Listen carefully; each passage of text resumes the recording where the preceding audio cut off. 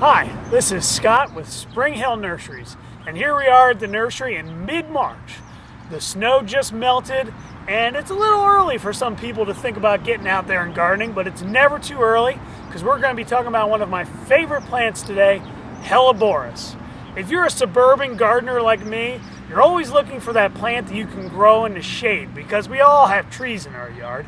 And if you could find a shade-loving plant that can also grow in the early spring when nothing else is blooming, well, you've got a real winner, and that's Hellebores. Let's take a look at one I've got right here. So I just came out, and like I said, the snow just melted. So you're looking at this plant, and it looks kind of messy. What I'm going to show you today is how to get this looking its best and blooming for the season to come. So if you look here, you've got all this foliage that's sort of, brownish from the cold weather that we just had. But if you move it away, you can see the blooms. Real nice, and they're trying to show their colors for the beginning spring season. What we're going to do is we're going to do some bed cleanup. We're going to get rid of everything that doesn't have a bud on. I know that might hurt your gardening heart, but I want you to cut anything that does not have a bud on. Let's do it.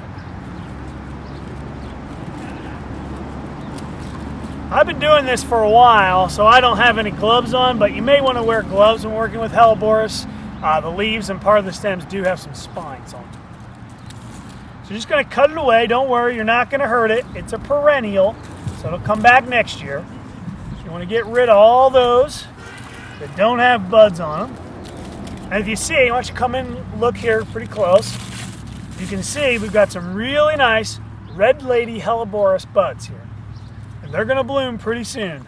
And like I said earlier, they bloom in the early spring, right after snow melts, before just about anything else. In fact, our bulbs aren't even up yet, but these are out.